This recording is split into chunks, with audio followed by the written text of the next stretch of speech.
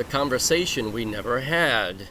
It's July 27th, 2026. Welcome to yes2hellwith.com. On July 20th, I posted a video about the art of conversing. Not about corporations, maritime law, birth certificates, or masons. It was about the ability to converse or not. Yet someone responded by accusing me of, quote, massive neglect in research and willful ignorance over truth, end quote. So let me get this straight. As the author and narrator of the video, I suggested that people need to learn the art of conversation. A viewer immediately introduced an entirely different narrative and condemned me for failing to discuss it. Not once did he address the actual content of my message. And that is exactly why I made the video. I think we've forgotten what a conversation actually is. A conversation is two or more people examining the same proposition together. It is not two ships passing in the night without even acknowledging each other. It begins with one question, and it follows with evidence wherever that leads and reaches a conclusion, and then earns the right to move on at that point. That is how detectives investigate. That is how scientists conduct research and how people solve serious problems. Unfortunately, many conversations never get that far. Someone asks one question and someone else answers a different one.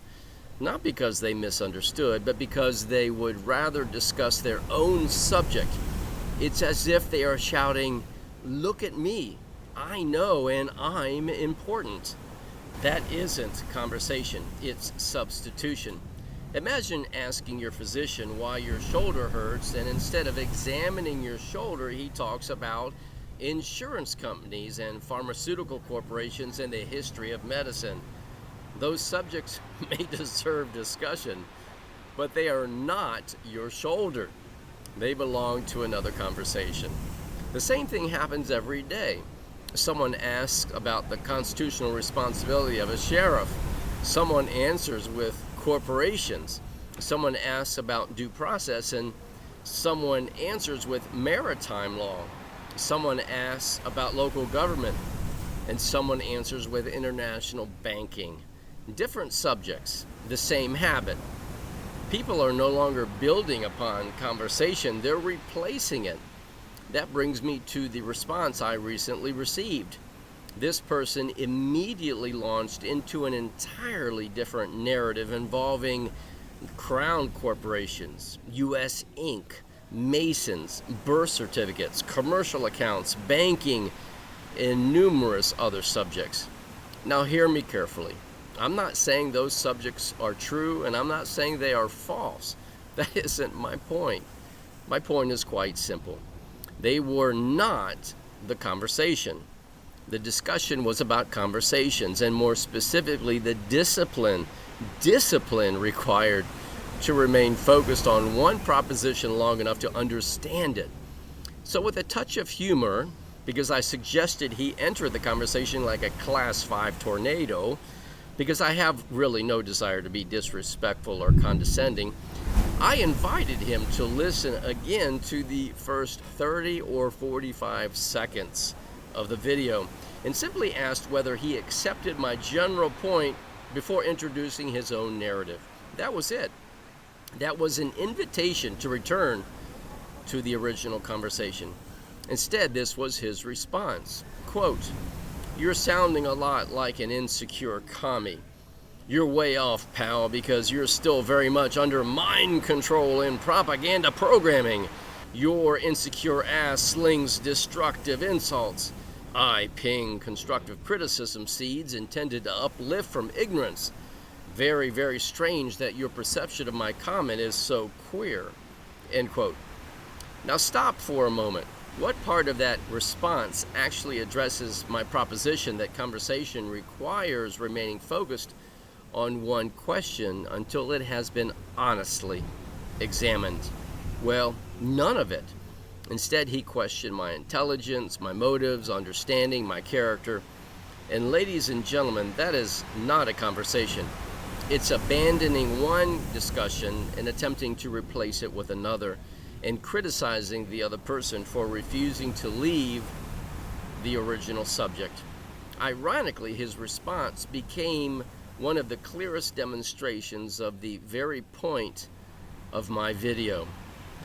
This should concern us all. If every conversation is interrupted by someone's favorite subject, nothing is ever examined deeply enough to be understood. We simply move from one topic to another without resolving any of them. That is not disciplined thinking. It is intellectual distraction. Now let me go one step further. Throughout the freedom movement, I have watched people introduce increasingly broad explanations for why America is in its present condition. Perhaps some of those explanations deserve careful examination. Perhaps they don't. That isn't my point. My point is this. Even if someone sincerely believes they have discovered the holy grail of the explanation for everything, that does not give them license to inject it into every conversation. Every conversation has a purpose and a proposition, and it deserves the discipline of remaining there until it has been honestly examined. Otherwise, nothing is ever resolved. There is also a practical concern. Suppose someone presents an all-encompassing explanation of government, law, finance, medicine, or society. The next question should always be, how does this help us resolve the specific question presently before us?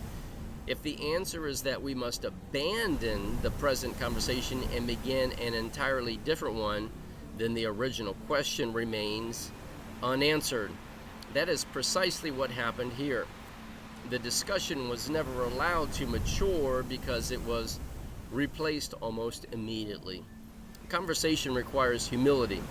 The humility to begin where the other person begins. The discipline to understand the question before trying to answer it. The patience to remain with that question until it has been examined honestly.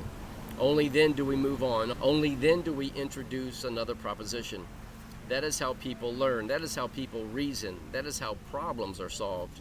My concern has never been whether someone possesses another explanation of the world. My concern is whether we have lost the ability to converse. Because without disciplined conversations, there can be no disciplined thinking. Without disciplined thinking, there can be no practical solutions. We simply keep talking past one another while convincing ourselves that we're making progress. So my invitation remains exactly what it was at the beginning. When someone presents a proposition, resist the temptation to replace it with your own. Understand it, examine it, follow the evidence, and reach a conclusion. Then and only then begin the next conversation. If Americans can recover that one discipline, I believe we will not only have a better conversation, we will begin finding better solutions.